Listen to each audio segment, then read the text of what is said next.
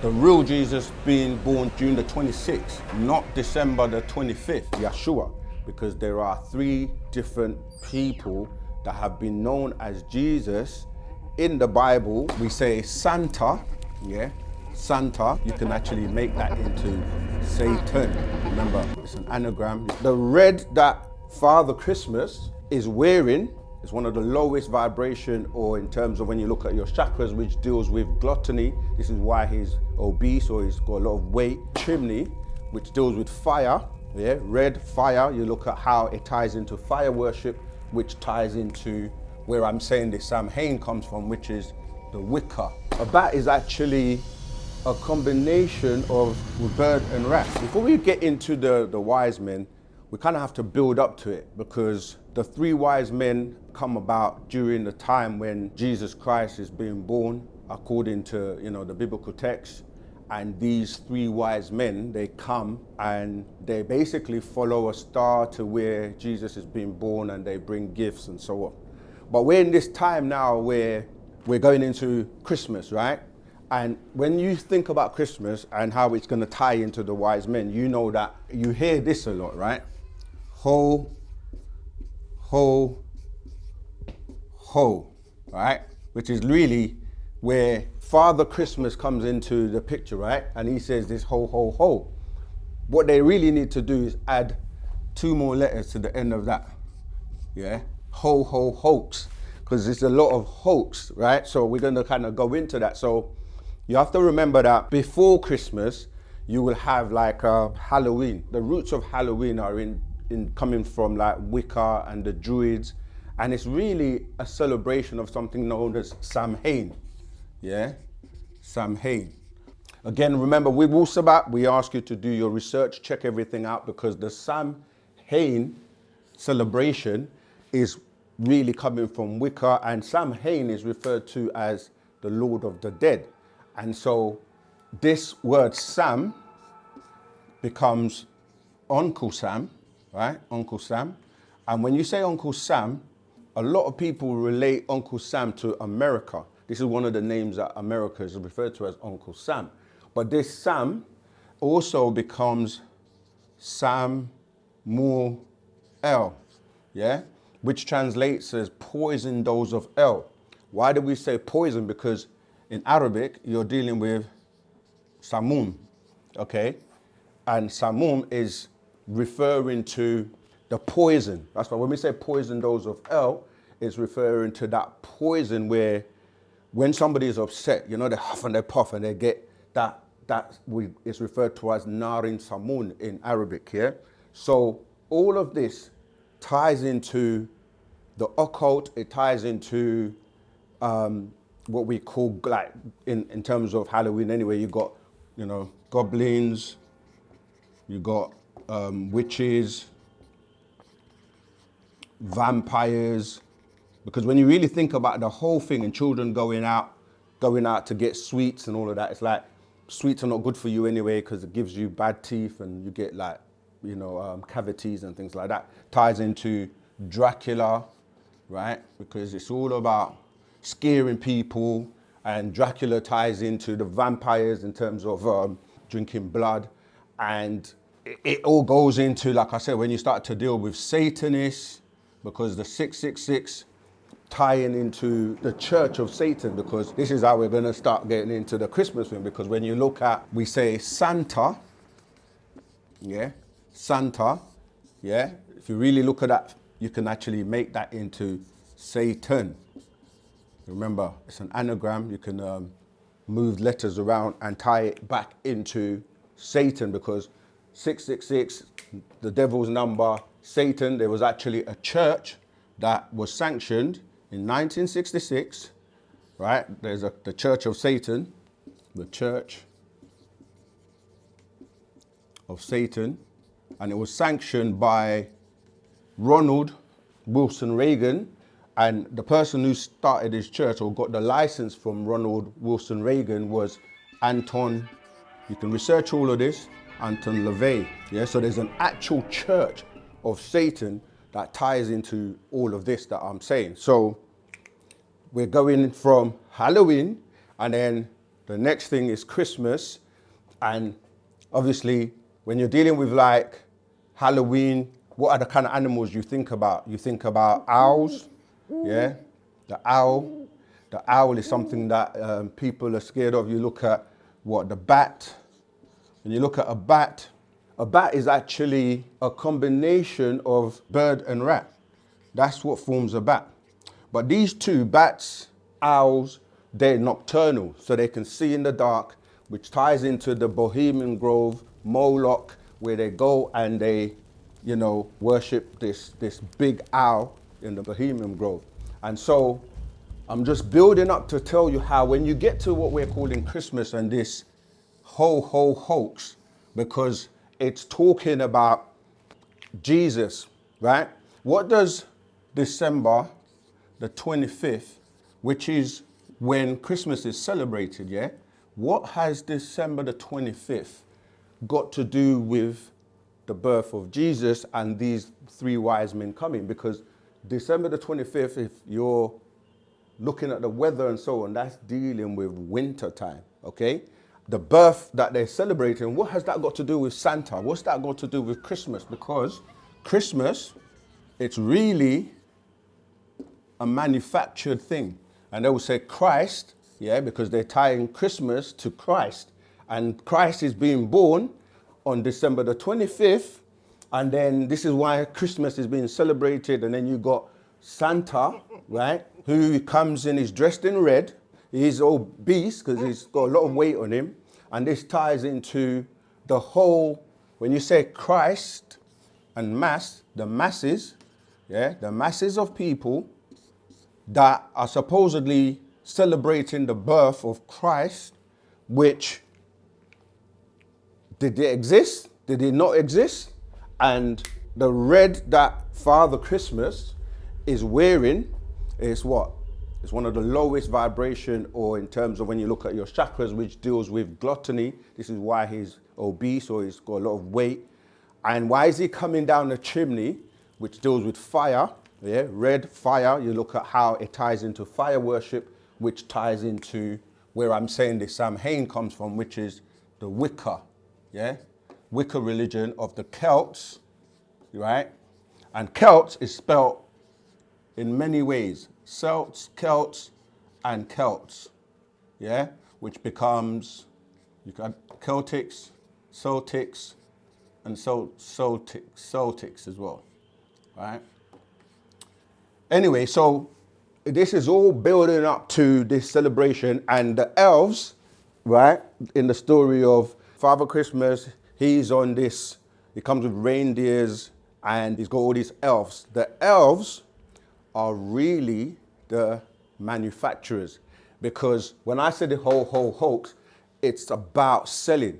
All the businesses around this time of year, they make more money than they make through the whole year, because the campaigning and the advertising is constantly in your face. And remember, Halloween was what?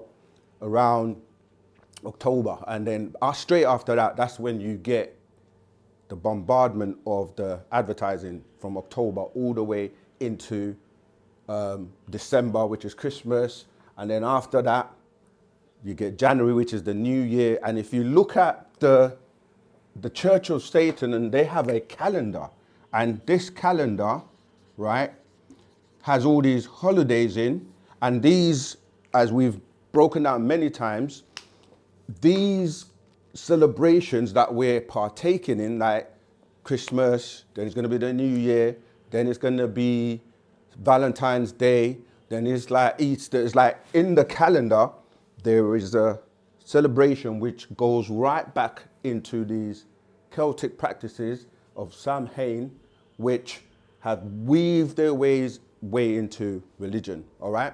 So we say the masses of Christians are celebrating the birth of Christ. And this is interesting because right now, there's a lot of talk of a black Jesus.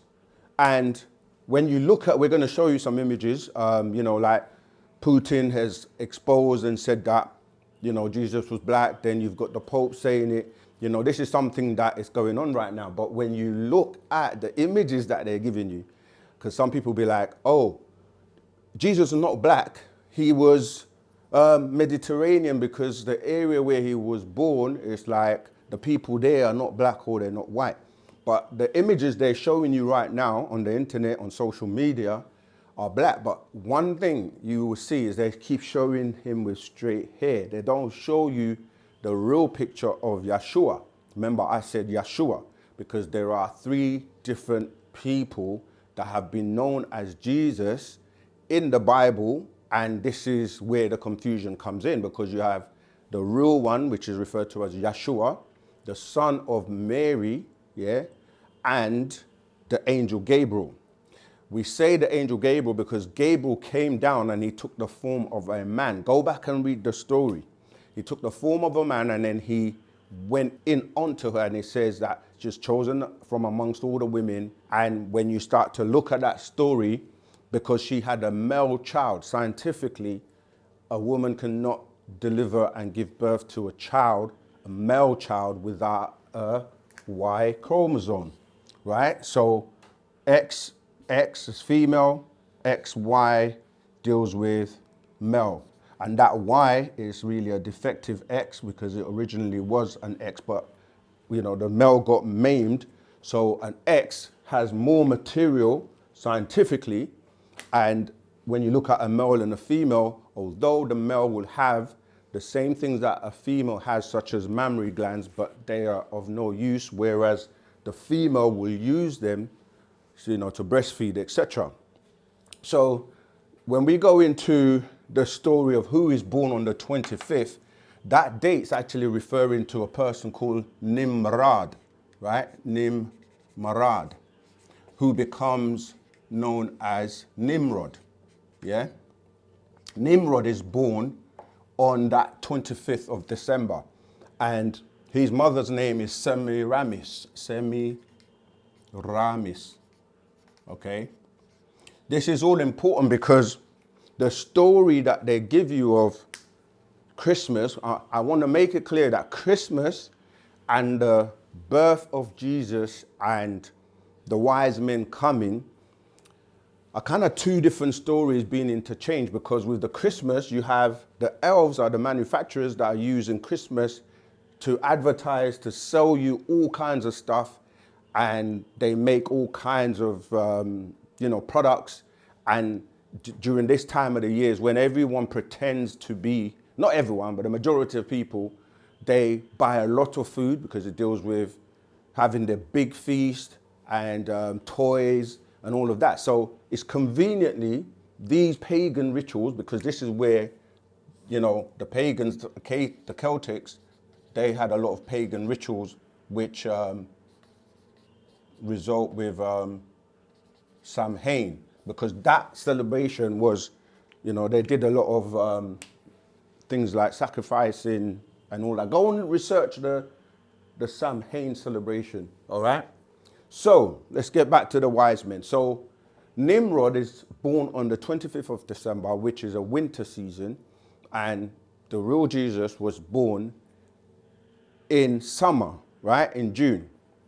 And so there's a contrast in terms of this whole thing with Christmas, the masses of Christ, Santa, the Church of Satan, and you're dealing with all these rituals that have weaned them way into Christmas when it really has nothing to do with Christmas. Now, even the pictures you see of, you know, like the baby Jesus with the mother, that comes back from the story of Nimrod, because what happened is that Nimrod was a mighty hunter, was the son of Cush, and he was ruling over Babylon or Babel, where, you know, they were building the tower, yeah, the tower, which was trying to communicate with God in the heavens according to the story. But we know that that tower was a device, yeah, he was basically like building an aerial or an antenna so that they could communicate directly with Nibiru. He wanted to speak directly to Anu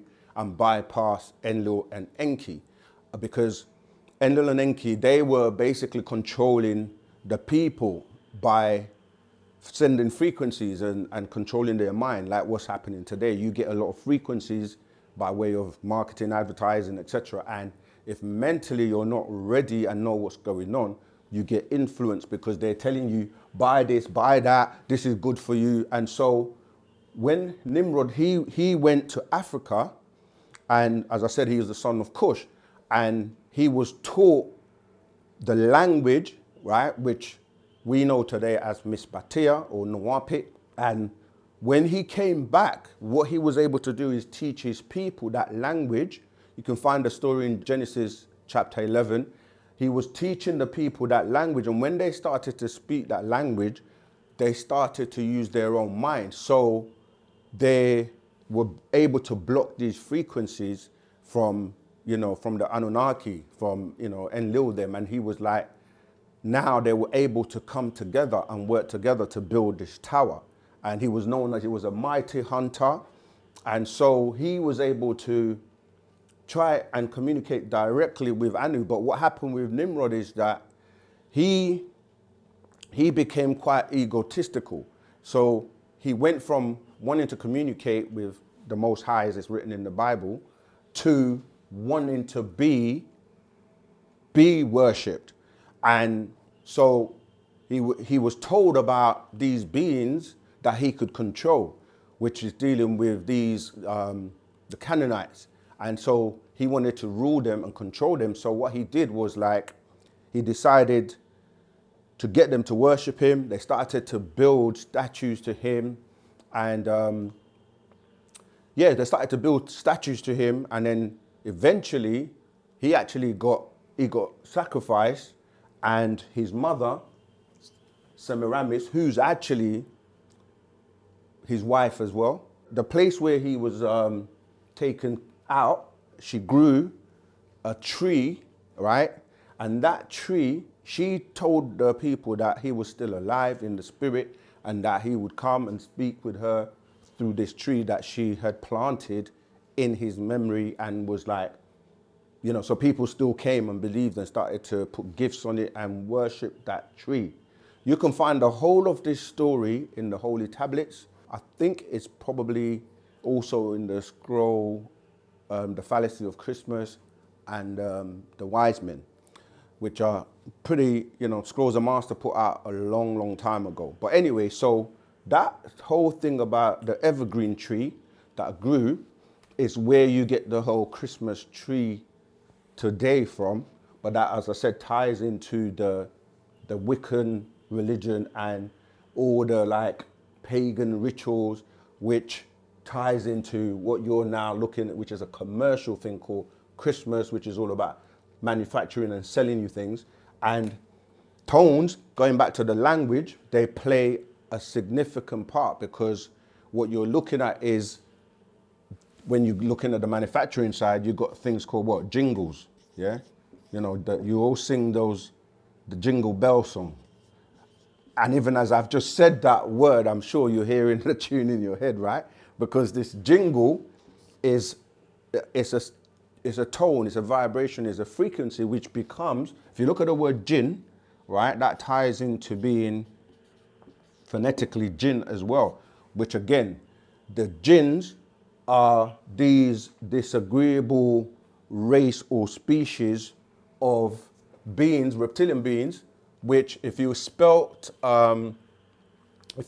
Satan backwards, you will get the word Natas. Yeah, Natas. Natas is a species of jinn, right? Because remember, you had Jan, okay? So Jan was the head of these jinns, which goes to the story of Iblis in the Quran, who is the son of Tarnush, or Zwen, where that whole story that, you're worshiping Satan, the real Satan that you're talking about as Zwen or Zion, which is really dealing with the son of Enlil, Nana. So these songs, they get you to basically, they got all this music going on and all the advertising, all the marketing that takes you to buying things, buying Christmas trees, buying presents. And Saint Nick, right? Saint Nick, which is another name for Santa. Yes, Saint Nicholas, Saint Nick. in England, obviously, the word nick to us means what? When you're stealing, nicking something. And St. Nicholas, which, you know, I don't want to go too far away from the wise men, so I'm going to come back to the wise men, but it all ties into the magician, Merlin, who was the person that was speaking with Nimrod as well. And, you know, Merlin ties into Hollywood, because the holly, that's a whole different thing. But the wood, yeah, the wood that Merlin, the magician, used, because the reason the word magician or magic is important is because these wise men, these three wise men were referred to as magi, yeah, the magi. Or it said magas, yeah, or even magus, M-A-J-U-S, right? Research this word, the magi or the magician. This is where Merlin, but again, in those times, you had agreeable and disagreeable magi, because these magi were also referred to as the Essenes, the elders. This is where these three wise men were part of the Essene order, which Jesus or Yashua, the first one, remember I said there are three, Yashua, the son of Gabriel and Mary, his name was Yashua. Yashua, he belonged to the order of the Essenes, and so did John the Baptist. And these people and these three wise men, who I'm going to give you their names. So you had Jasper, Balthasar, and Melchior, right? These three wise men, they were a part of the Essenes. The order of Essenes were strict, and they had very strict spiritual practices. They lived in communities by themselves. They did and worked for and by each other. They had many trades. They studied what you would call astronomy, right? Which became astrology, right? Because this all ties into this, what we're talking about with the wise men. So you got astrology, right? Which they're saying is the studies of the stars. But really, it's a pseudoscience from astronomy. And this goes into the differences between worshipping the moon and worshipping the sun, which is lunar, yeah? We say lunar, because lunar, even though it relates to the moon, so we say lunar astrology, but lunar also ties into the word lunatic, because it's a lunatic state of mind, right? As opposed to astronomy, which deals with astrobiology, yeah, which is really solar biology. That's what astronomy is, meaning that when you say solar, you're dealing with the sun. Because suns are what? Stars, yeah? And there are different types of stars, and I am going to go through the different types of stars because it ties into the real Jesus being born June, yeah? June the 26th, right? Not December the 25th. And it ties into things that took place on June the 26th, which I'll come back to. So you got two sides. Remember, we always teach about agreeable and disagreeable. You will always have the two sides. Like we spoke about the golden children, then you got the fire children. You will look at the Elohim, you're dealing with Yah, and you're dealing with Way, agreeable, disagreeable, or cherubim and seraphims, yeah? So this is all building up to this whole difference between the lunatic state of mind dealing with astrology, which was considered to be sorcery. And this is what Merlin, the magician, was practicing until this day. Merlin, right, uses the holly, the wood that he uses in his, what they call his wand, to cast spells and to bamboozle people, right? And that's kind of what Hollywood does, because what does Hollywood try to do? To make people become stars, yeah? So everybody that wants to become a star, that's chasing this dream, which is really an illusion dealing with this lunar astrology, because people will use the Zodiac, because a lot of people swear by the Zodiac, and a lot of these celebrities, these stars that want to get their star on the walk in Hollywood, they deal with Zodiac. And Zodiac comes from the word zoo, yeah?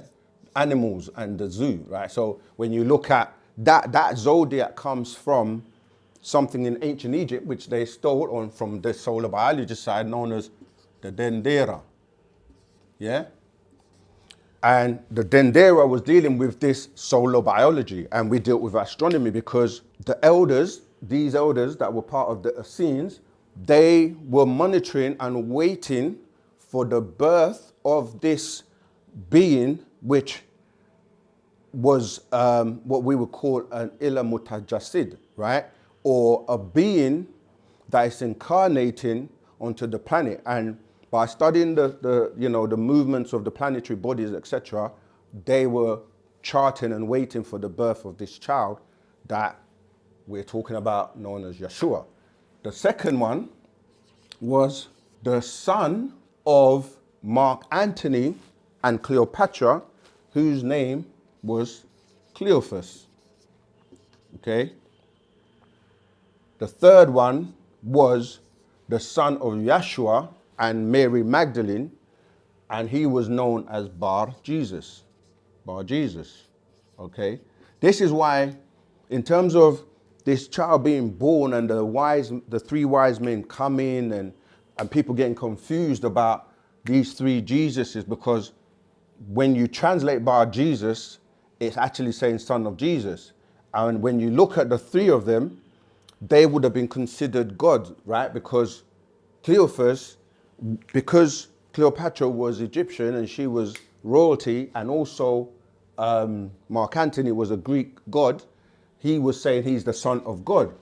And then you have Bar Jesus, his son Yashua was also God, and so he was saying he's the son of God. And both of them, Cleophas, they traveled around, and they went to like India, they went to, different parts of the world teaching, Cleophas got involved with like the Kabbalah, and he was known like in different parts like St. Isa. That's why sometimes you have people in India that will tell you that Jesus was there, because again, when they got unalived, they were kept there and then moved to the Vatican and then eventually moved again. So their three stories are merged together when you're reading the Bible, because in one part you're hearing the story of the real one, Yashua, and in another part they're mixing the stories up. But yeah, so look, we're gonna piece it all together, and so when you're dealing with this Nimrod and his mother, this is where you get the statue of the Black Madonna from, because she made that story up, and then the Black Madonna, because again, the Pope, a lot of people talk about the Pope worshipping the Black Madonna. We're going to show you images of these things. So the Black Madonna is the woman with the baby and child, which ties back into the original story of Osiris, Isis, and Horus, right? Obviously, in the original tones, we would say Osir or Asar or Asaru, right? That would be who becomes Osiris in Greek mythology, because a lot of the stories are copied, all right? So then Isis or Ashtaroth, because she was known again by different cultures, different names, because that whole Madonna and child, going back to Isis and Horus, again, Horus becomes Horus in Greek, but if you go back, you're dealing with Haru, or Hiru, as some people will pronounce it, because really it's just the phonetics and the language from different places, just like even the word Yanun, right? Because Yanun is also a being that's referred to as an ilah Mutajassid, or an avatar. An ilah Mutajassid is a being that's incarnating here in the flesh. Be very careful of the technology in terms of using Christmas, because all that stuff to do with Father Christmas, the reindeers, the turkeys, buying all these, stuff you don't really need. and just being like greedy and gluttonous for that period. That's all dealing with this side of the manufacturing and to make you spend your dollars. And that's dealing with 6 ether, dealing with the lower vibration, whereas the other side is dealing with 9 ether and so on and so forth, all right?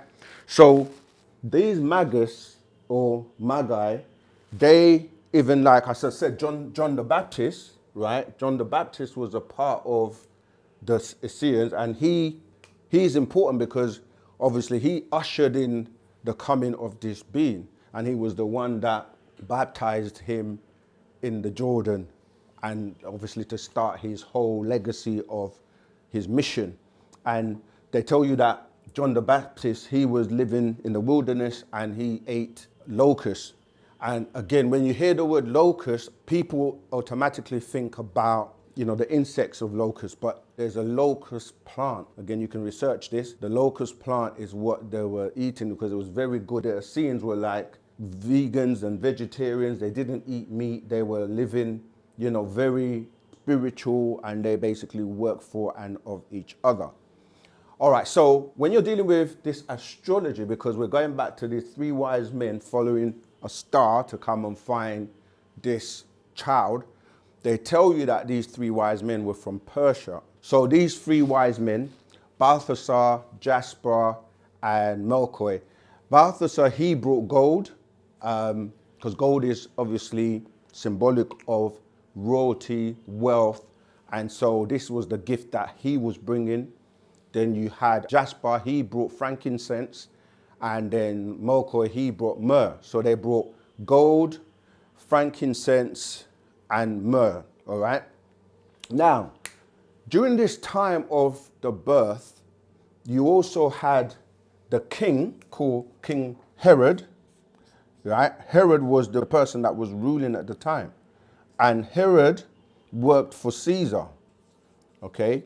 And during this time, Caesar, the Essenes were, they were given a blie by Herod, because if you know about his whole story, they were like, when he was a child, they predicted and told him, because these magi or Essenes, because they're very knowledgeable in the scriptures and they studied the stars and so on, they were able to tell him that he was going to become a powerful leader in the future. So when he was a child, so when it actually happened, when he became that king, he remembered what they said to him. So he kind of left them alone. But during this time, Caesar, because they were collecting taxes, right? Or no, there was a, what did they call it? A census, yeah? A census where they were counting the people, right?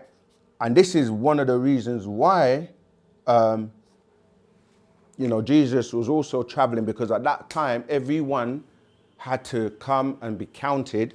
Why were they being counted? A census was to know how many people were there so that they can tax them, because, Caesar was about his money. It was about the taxation. Until this day, we still get censuses. People they send you through the post and that to count and see who's around. So the census was to find out how much people were around so that he can tax them. So during that time, he heard about this new child that was being born. So if you remember the story, he couldn't go and find this child himself. So what he did was, he heard about these 3 wise men coming into his domain, and he was like, he wanted to speak to them, and obviously they were coming trying to find this child. And when they arrived, he summoned them and asked them and made a deal with them to tell him when they find this child. But like I said, because he respected them, because they were the ones that told him that he was gonna be this great person in the future, and when it came to pass that it was, he respected them, and he was like, okay, cool, go and find this child, and then when you do, come and let me know. But what he had an ulterior motive because he really wanted to kill this child because, he got wind of the prediction of this new child that's going to be, king of the Jews and so forth, right? So they went and they were following, according to the story, they're following this star. The star led them to where the child was being born. Now, I said I was going to read something from the book, The Wise Men, because it explains and talks about a little bit about stars, because people need to know and understand how stars behave. And this scroll goes back a very long time as well, all right? Okay, so let me read a little bit from this, and I'll show you the picture of the wise men. You got Jasper, Balthasar. I'm going to read and then build up to that part where I'm talking about the stars and then how it relates and ties into the child coming and so forth, right? So Parnababianun says here, many people are led to believe that the wise men came from Persia. This is because Persia was well known for being a base for mysticism. It was here that the bastard science of astrology achieved its height of popularity. I say this because it is a pseudo or false science stemming from the science of astronomy. This worship of the stars took place under the religion known as Zoroastrianism, right? Because remember, Zoroaster, he was who Abraham and his father Terah, they actually followed him, right? No, the wise men were not star worshippers, and they were not all from Persia, and they did not follow Zoroaster. Because that star, that's where you get Esther, and that's another name, Ashtaroth, that comes from that Esther. But let me carry on. The wise men were known by the titles of the Essenes, which is the Magi or the Hanif, the elders. In fact, each of the three wise men is one of the 24 elders, right? Remember when I showed the pictures of the 24 elders from the holy tablets, all right? So each Magi lived in a different community from the others. The Magi were a group of mystics known by many different names. They lived in communities set up all around the world, yet linked together as one. They were also from different schools of thought, which meant they were led by different masters. Like, for example, Melchior, he was also a student of Melchizedek, all right, who obviously Abraham was introduced to later on. Each of these masters taught a slightly different doctrine depending on where they were from.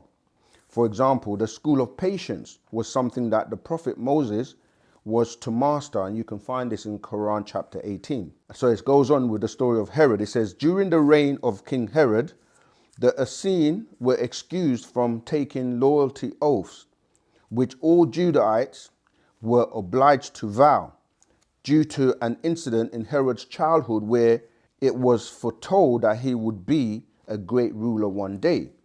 So who were these three wise men? You had Balthasar, which means save the life of the king. And Balthasar was 45 BC to 49 AD. He was a Cushite descendant from Noah, the grandfather of Cush, who, as I mentioned before, is Nimrod's father. This tribe was situated in Ethiopia, which was where the tribes of Dan and Judah fled, right? Remember the 12 tribes of Israel, they were destroyed except for the tribes of Judah, Dan and Judah, because they went south and the other tribes, they went north and then they got wiped out, all right? So anyway, it goes on to say, this tribe was situated in Ethiopia, which was where the tribes of Dan and Judah fled to when they split off from the remaining tribes of Israel. Remember, the tribes of Dan and Judah went to the south, I just said that, and the other tribes went to the north of Africa. These tribes which journeyed to the north were the ones mentioned in 2 Kings. This is what I'm talking about. If you go to 2 Kings chapter 17, verse 18, they were destroyed by the Most High. These tribes mixed in with the neighboring tribes and were mixed to extinction.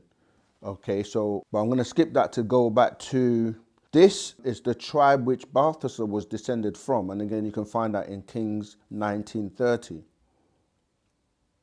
and he had students, all right?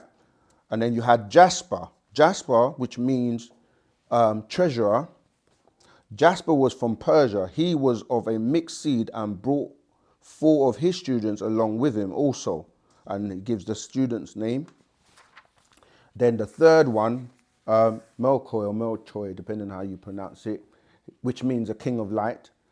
He was from the city of Midian. He was a student of Melchizedek, right? Which meant he was of a special order known as the Order of Melchizedek, or Amam, the ancient mystical order of Melchizedek, as it is called today. And Yashua, Jesus of 2,000 years ago, he was also a part of as well. You can find this in Hebrews 5:5-6. The Midianites were descended from Abraham through his son, Midian, by his third wife, Keturah. Remember, Abraham had 3 wives, yes? Sarah, Hagar, and Keturah. And this Keturah was the daughter of Nimrod and Unkeh, also known as Semiramis, yeah? This is the Semiramis I was talking about, that was also Nimrod's wife as well as mother. Yes, people are going to say incest, but yeah, in that time, day and time, the laws that you're following today were not the ones that were being followed in that day and time. The Midianites were under the covenant of the Ishmaelites. Right? Remember Ishmael being also the son of Abraham and Hagar, the brethren of the Israelites. This is why Ishmaelites and Israelites are related. And sometimes, people think they're two separate, but they're related because of Ishmael and Hagar, and had not mixed their seed.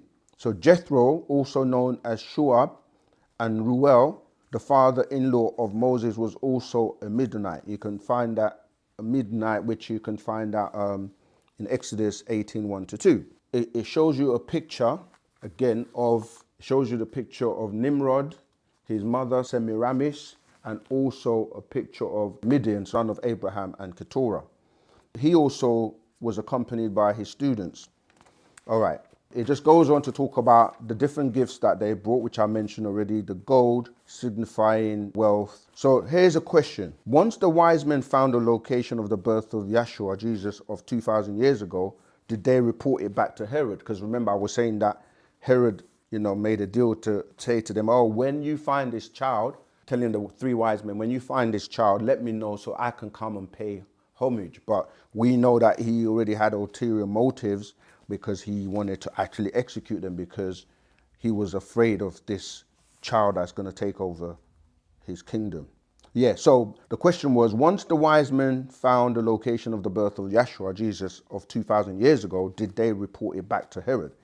And he says, before I give you the details concerning the birth of Yashua, I must provide you with a little background of the events which surrounded this point in time.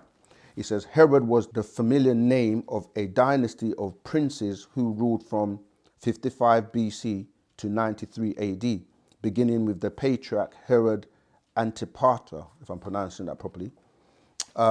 This lineage of Edomites, right, it says they're classified as Edomites who were subjugated and forced to accept Judaism by John Hyrcanus, who was a rebel in his era of time. They submitted to the laws of Mila Ibrahim, which is the rights of Abraham, which included things like, the circumcision, because, people still circumcise their children till today, which goes back to that Abrahamic right. He ruled principally in Judea, and they were not readily accepted by the Judahites, and there were many uprisings against them by the Judahites. Herod the Great, who we're talking about right now, from 67 BC to 9 AD. He was given the total rulership of Palestine, which included Jerusalem, by Julius Caesar. This is what I was saying before. Julius Caesar, who's sole ruler of the Roman Empire at the time. When Caesar was assassinated in 44 BC, the rulership was seized by Mark Antony, right? The same Mark Antony that had the child with Cleopatra. Herod the Great then coerced Mark Antony into letting him keep his empire. He was partially successful, being that Mark Antony made gifts of several territories to Cleopatra, the infamous Queen of Egypt, which belonged to Herod the Great. Cleopatra and Mark Antony had a child named Cleophas, but because neither family would accept the other, Cleopatra was listed as the 10th wife of Herod to avoid a scandal. All right, you can read the whole of that in the Holy Tablet, chapter 15. This is the son that Cleophas, Mark Antony and Cleopatra's son. So after Mark Antony was defeated and committed suicide, his position was passed to his victor, Augustus Caesar, the nephew of Caesar, also known as Octavian, right, in 17 BC. So Herod the Great wasted no time in visiting the new ruler to plead for his portion of the kingdom which had been bestowed on Cleopatra. Augustus agreed to his petitions, and the residents of Judea were infuriated at the thought of being ruled by the lower class Idumeans again, not to mention they were enemies of ancient Hebrews. Herod the Great was forced to lay siege on the city of Jerusalem and successfully forced the inhabitants to accept. I'm gonna skip a bit because there's a lot to cover. Why were the wise men sent to the city of Herod when they were in search of Yashua or Jesus? It says that because, remember, according to this Bible and scriptures and Quran, because God or Allah or Yahweh was not the one who caused the star to guide the wise men. It was the Elohim, right? Obviously, we have to upgrade a lot of the terms. So this was not a normal star. This is the point. It was this star was guided because it was stopping and moving and stopping and things like that. So the way Herod the Great learned of this birth was when a caravan reached his city, Jerusalem, during that time of taxation. Including in this caravan were the wise men who proceeded to inquire as to the whereabouts of the child. And you can read that in Matthew 2, verses 1 to 3. And this is when the census was being taken, as I said. So what was the great census taking? During this time, all residents of the territory of Palestine were ordered to return to the land of their birth so they could be easily counted at the time of taxing. This included Mary as well, the mother of Yashua, Jesus, and her husband Joseph, who were making their way back to the town of Bethlehem. You can read that in Luke chapter 2, verse 4 to 6. Anyway, so this is why they were already heading in that direction. And remember that she was pregnant. I've already covered a bit where Herod was basically lying to say that he wants to come and pay homage to the child, but he had ulterior motives. So his plan was when they find him, they will let him know and then he will come and kill the child. But they betrayed him because when their whole purpose, the three wise men, was to really confirm that this child was indeed the correct child or this avatar being that was coming here, because that meant a whole change. And that's a similar incident that's taken place with the master teacher coming, and he came obviously born again June 26, which is the same date in terms of this being. This is why a lot of people were confused during the school of religion in terms of, the Yashua being born June 26 and Parna Babylon being June 26, 1945, all right? Right, who are the Essene? And it says, remember, because the tablets were found, the Qumran tablets, right, which were a lot of the writings from, the Essenes. But let me carry on. The Essene followed the Levitical purity laws strictly and avoided contamination by the outside world. They received their laws from, Leviticus. The Essenes wrote part of the Sermon on the Mount called Beatitudes, or the blessed are they, Matthew 5, 3 to 16. They kept themselves isolated and lived for, of, and by each other. No one had individual property, and they all shared in the ownership rights. If one member visited another community, he or she was treated with utmost hospitality and concern. Their livelihood was sowing and planting. Some were herdsmen, beekeepers, writers, healers, using roots and herbs. Some worked as handicrafts. they raised the locust plant. This is what I was saying, because you hear the story that John the Baptist, the son of Zechariah and Elizabeth, because if you look at his story as well, he was also an immaculate conception, right? But that's the story of Elizabeth in the Old Testament, which incidentally, if you read Psalms 22, that ties into the later crucifixion story, or the cross-fiction story of Yashua later on. Anyway, so they raised these locust plants, which was a part of their diet. This is the same locust which John the Baptist, 6 to 36 AD, ate in the wilderness. You can find that in Matthew 3:4 with wild honey. Yeah, because like I said, people confused locust and the locust plant. Okay, let me go to page 28, where it's talking about some of the Essenes were astrologers, meaning they were able to read signs from the stars, like the coming of a Messiah. They had their own stores, bakery, millinery, food, pottery, and a laundry which they supplied, manufactured, and earned salaries. After each member received their wages, they would purchase the necessities needed for their family, then donate the remainder to the community treasury. They shunned expensive luxuries. Some Essenes avoided marriage, but most of them didn't. The ones that married gave their wives 3-year probation and then waited until after 3 periods of purification. Yeah, they waited for their cycle, 3 periods, thereby giving proof of fertility, because they wanted to make sure that they were able to provide offspring. To have sexual intercourse with them, they did not spend a lot of time with their wives and only had sexual intercourse with them while they weren't pregnant, showing they weren't interested in self-indulgence, all right? Only for procreation. If any member of the order was sick, he or she was nursed back to health with care. The older members who were childless were treated as parents by all. Assistance was given when needed with discretion as well as compassion. To present gifts to one's relative was forbidden. If one was convicted of a crime, she became an outcast, immediately expelled from the order. Some were well versed in the scriptures and professed to tell the future. They were seldom, if ever, wrong in their predictions. The Essene is the order that is responsible for the Dead Sea Scrolls found at Qumran.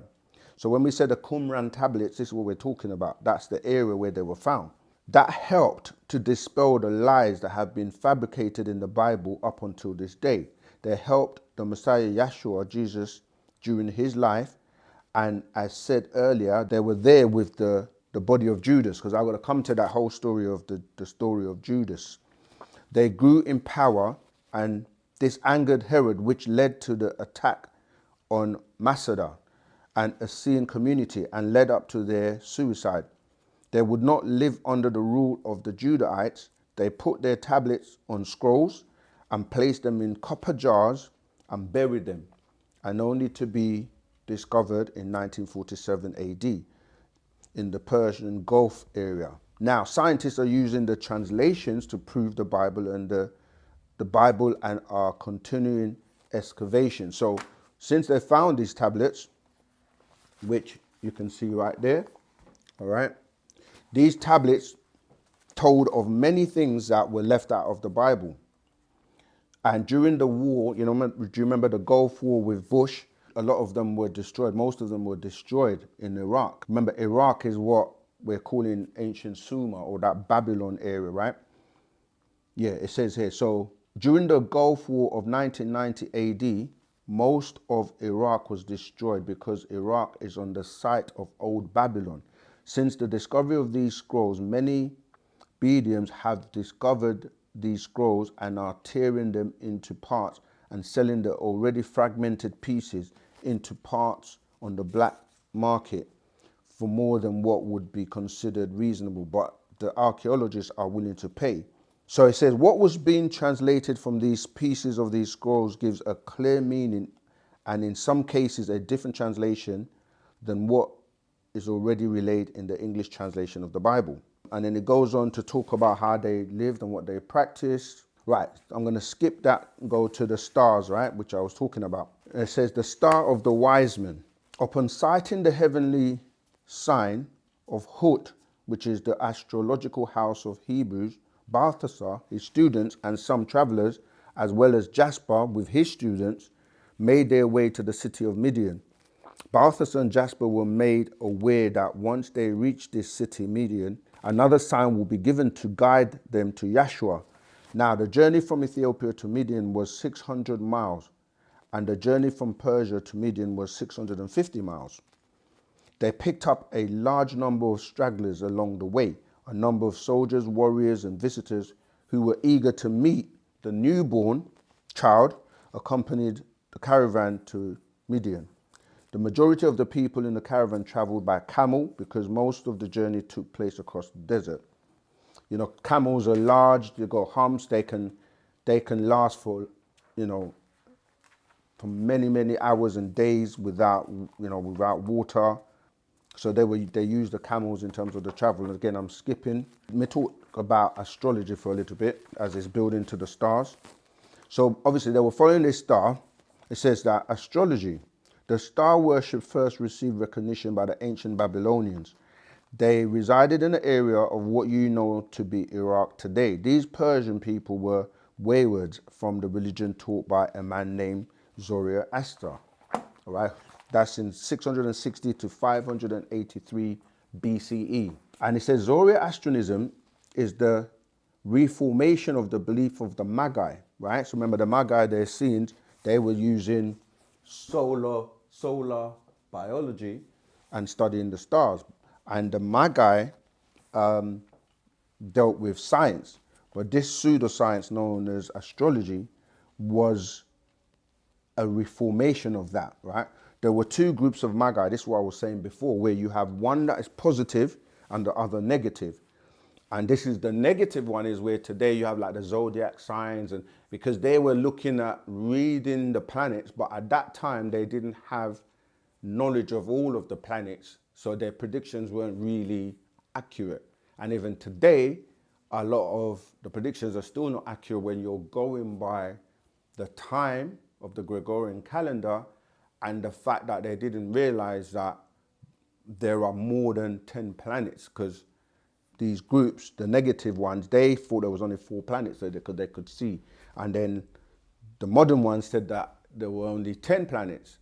And they're wrong because there are actually 11 planets, because they didn't realize that Titan is the planet as well, all right? But let's keep going. So you have the negative and the positive. The agreeable or benevolent Magi were the ones that visited Yashua. These Magi were linked together as one through the order of the Essenes. The Essenes were very strict, observing daily prayers, foretelling the future, and being well learnt in the scriptures. The negative Magi, they claim to be mediators between the Creator and man, intervening in all sacrifices. They interpreted dreams and omens and claimed to be seers. Their exhibition of power made people enchanted with their incantations. As time passed, the Greeks labeled any sorcerer or person using methods of enchantment and incantations Magi. The negative Magi arose in the East at the time of Nimrod, right? This is what I was saying before. This person, Zoroaster, it was a Midianite. He was a Muslim by birth. He set out to reform a systematic and traditional form of Iranian polytheism in the 16th century BC. He formed his congregation and the Persians deemed him a prophet. And Zoroastrians are worshippers of the elements, fire, air, earth, and water, especially fire.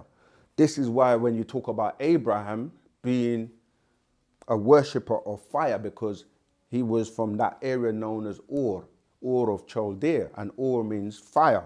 He was a fire worshipper, and we have a actual fact called the god of light and fire, right? Because it ties into the origins of the monotheistic religions by way of Abraham being a Chaldean from Ur, and his father Terah. They both, you know, followed the religion of Zoroaster. It was only later on when people claimed that he is a Hebrew because they use the word Hebrew, which comes from the word Ibri, when he crossed over the Tigris and Euphrates River, and they refer to him as an Ibri, or somebody that has crossed over. But anyway, they worship fire, air, earth, and water, especially fire. The only temples they had were fire temples. Zoroastrianism represents an original attempt made by Zoroaster at unity under the worship of one supreme creator. According to this teaching, Ahura Mazda, again, you have to research that, Ahura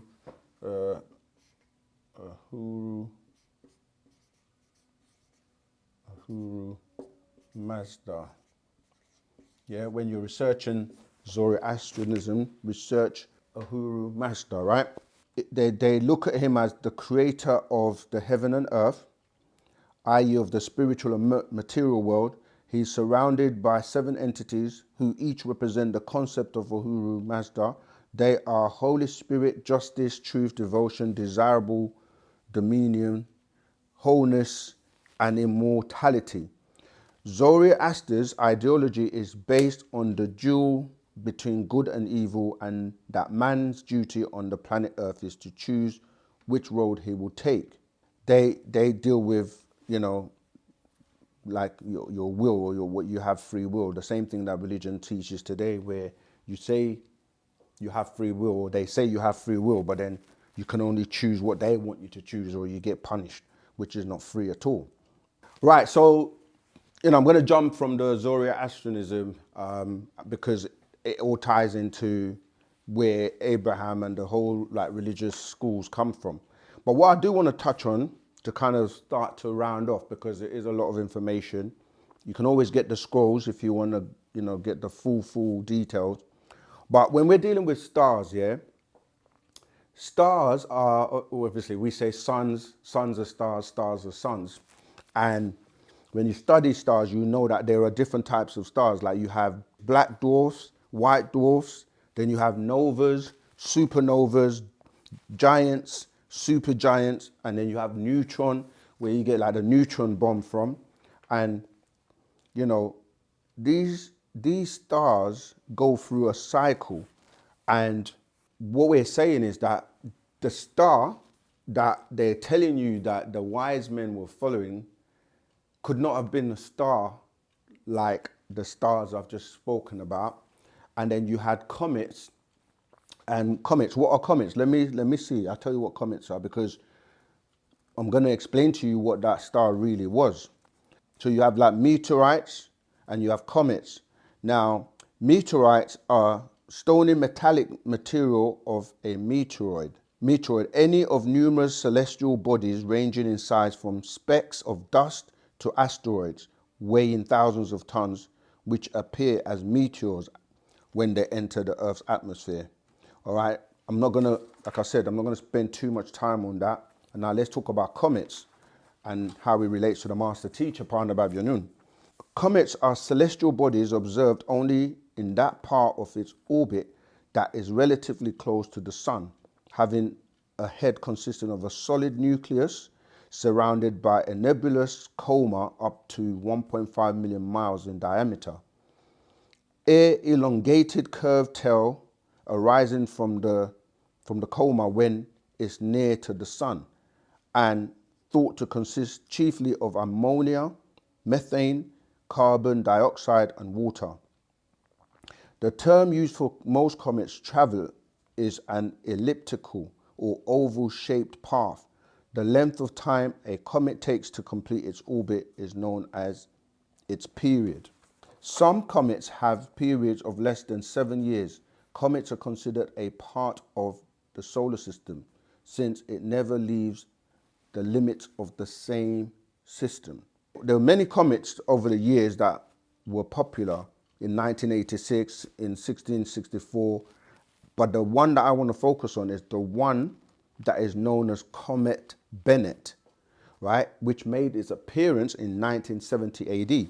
Remember, the master teacher, Panda Babyanun, opened the seventh seal in 1970, which was it just says it here, the year of the opening of the seventh seal. In actuality, this was not a comet, but the appearance of the masters, extraterrestrial beings from other galaxies. Astronomers refer to the appearance of these brightly shining objects as comets out of ignorance because they didn't know. But this marked the arrival of the extraterrestrial known as Yanun, all right? And the fulfillment of a prophecy, which you'd have to read the Quran for that.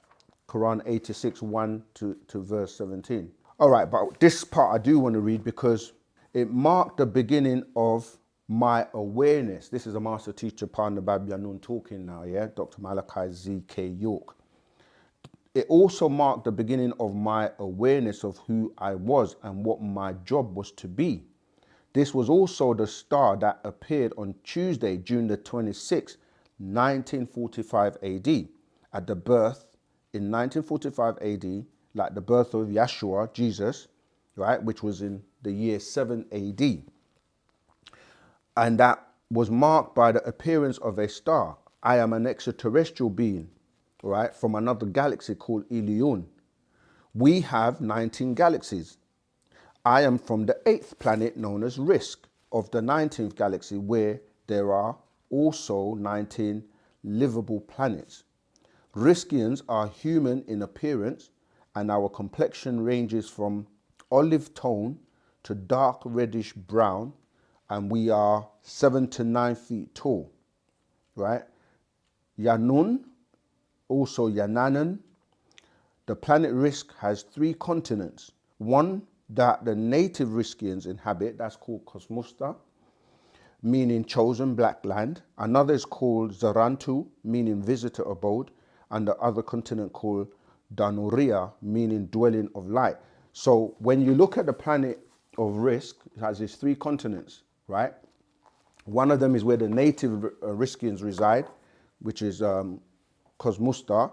The other one, which is Zarantu, is when visitors come. This is what happened when these reptilian beings that were fleeing, they came and they were given refuge to stay on Zarantu, but eventually they tried to take over and cause a war and so on, right? But this is Ilion with the planet Risk showing you the 3 suns, all right? Okay, the Riskians are the providers, and when Yanun came down, he came down with others, and the list, I won't because of time, I'm just going to show you the list of the 23 elders, of which he's the 19th elder, and the 24th seat was left open for the prophets and whoever is in the new cycle, the new 24,000 year cycle when it starts again. It shows you the masters that came with him. So when he came, he says here, these are the 6 masters that came in 1970 AD, but, because people have asked this question in the past, where are the ones that came with him? He says, but they've returned to complete other missions. And those are Kadisin, Rizial, Mahai, Yanun, Yafafia, Sandalphon, also known as Sanenda or Yashua. So these are the ones that that kind of came with him but went back for other missions.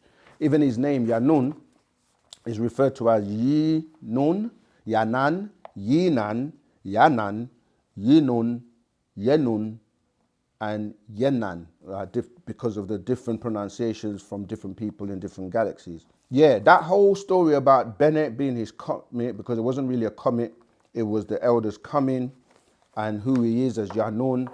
You know, you can read more of that, but I'm gonna just go back to what I was saying about an ilah Mutajassid, right? What is an ilah Mutajassid? It says an ilah Mutajassid is a being who incarnates at will on earth in the form of a mortal man when necessary to carry out the will of the part. This time we will say Parnatharu. He is an extraordinary being, the miraculous embodiment of the divine in human form. And Ilita Mutajassid comes in succession. One spirit incarnates into a person at birth, and as the person matures, the spirit within him dominates his body. This is what happened to me, that's Parnabab Yanun, once I reached the age of 25. I was visited as a baby in 1945 AD. Then in 1970 AD, I realized what my mission was. Yes, I am an Mutajassid, an avatar. All right. Anyway, so what I'm going to do is round off and explain that these three wise men, they were being guided by a craft. As you go through this scroll, you'll find out about, the craft Nibiru, which doesn't come into our solar system because it's far too big and it can have a catastrophic effect on the other planets on our solar system, so it stays outside. However, there's a crystal city, which the Honorable Elijah Muhammad spoke about as the mother plane, that stays above the planet, and it has smaller crafts also called various names like crystal cities, Nibiru, and Shams, right? The Shams, one of them was actually spotted, right? This is the one that was spotted. There's a picture of it there, right? We can show you the footage of that. But it was spotted in the Gulf breeze in Florida. And you can read all about the Crystal City in Revelations 21 and 22. And so, yeah, it was not a comet. It was the Master Yanun coming in 1945. And it was not, and 1970, he explained, and it was not a star that these three wise men were following, but rather crafts that guided them to find this special being called an ilah Mutajassid, which is an incarnated being that comes at a particular period to bring about a new beginning, a new cycle. There's so much more to go into it. The whole story about the crucifixion, because we are in that time that people are referring to as Christmas, because remember that whole story was a fiction. For those who don't know, the real Jesus, he was afraid because he went into the garden to pray and asked if it'd be possible for the cup to pass from him, and he received, help, and he was able to transfigure, right? Transfiguration is the ability to, what people will call shapeshift any object. And so Judas was the one that was transfigured to look like him. Because when you go back to the garden, when he went to pray, the other disciples, they fell asleep. When the Pharisees and the Sanhedrin, the army at the time, they came to find him. They didn't even know who Jesus was. So they were like, who is he? And then it tells you in the story that he said it was him. But when they stepped to him, they fell back, and then there was confusion. In that process, Judas was transfigured to look like him. They took Judas thinking that they had the real one, and Judas was the one that was crucified on the cross, according to the story. Now, the Essenes, who were the brotherhood that Jesus belonged to, they knew what had taken place. So, because the Sabbath was coming, they agreed to go and they asked if they could remove the body because they knew that the transfiguration was going to go back. So they took him, right, and then put him into the cage, and then they basically made it look like he hung himself, because remember, in that story, they told you that Judas went off by himself and hung himself, but who was recording it? These Essenes knew the secret, so they then took him off after people witnessed it and saw that he was hung on the tree. They were like, oh, he went away and hung himself. Then they dropped his body from the rock, and he dismangled, so people could not really recognize who he was, because then when Mary Magdalene went to look in the cave for Jesus, found who? A gardener. It was dressed like a gardener because he was disguised now, because the transfiguration had worn off with Judas, so they made it look like Judas hung himself. They dropped him off to dismangle himself. Then the real Jesus was smuggled. He met back with the Essenes, and they had a plan to say that, you know what, Mary Magdalene saw him, he said, why do you look for the living amongst the dead? And then he told her, like, I am not dead, but go and tell them that I am, because then that will keep him basically undercover. And then they met and planned, and they were able to kind of like smuggle him by way of France, because you also had the real Knights of Templar that knew what had taken place in the secret. They smuggled him with his children, and they were in France, and then eventually made their way into Egypt, where he lived for the rest of his days to be 120 years old. And when you look at the description of Jesus in the Bible, like I was saying, today you're getting everybody now trying to reveal who Jesus is, and saying maybe it was black, is a black Jesus, because the truth is coming, and the description of Jesus in the Bible is that he's got hair like lamb's wool, which is an afro, right? His feet were like burnt brass. If you ever take brass and burn it, you see that it turns black. So Jesus could not run to Egypt and hide, being, you know, a Caucasian or a European in a country that is full of black people, because you would stand out. The master teacher broke down to us many years ago that the real Jesus, or Yashua of the Bible, was black. So now that everybody's saying it in 2024, go back and read the information he put out from the 1970s and so forth, right? So that's not new to us. The other two, obviously Mark Antony being mixed with Cleopatra, will give you that more caramel looking that other people will say he looked like, which is, as I said, having the different stories. Then you got the other one, who, yes, is the son of Mary and Jesus anyway, the Yashua, and he would look black. So no matter how you look at it, yeah, Jesus is black, and now it's becoming common news. But, you know, at the end of the day, the wise men were students that knew what was happening. They were guided with a craft to go and make sure that this child was indeed this divine incarnation.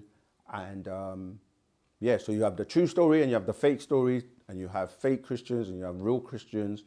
And anyone who's seeking the truth in today, you have to come over to Wu Sabat, because that's the real truth from all the religions.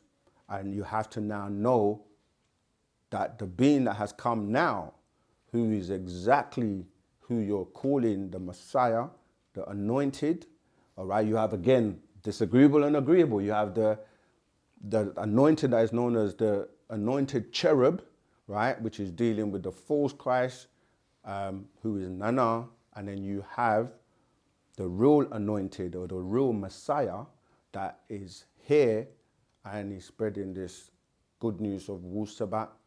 And yeah, I hope you now have a full breakdown of the wise men, and that it's not about Christmas and these pagan rituals that have weaved their way into what people are celebrating today, not realizing that, you know, it goes back to this whole story of St. Nicholas, Santa, which is really Satan, dealing with the whole demonic side of the industry, that it's really about getting into your pockets.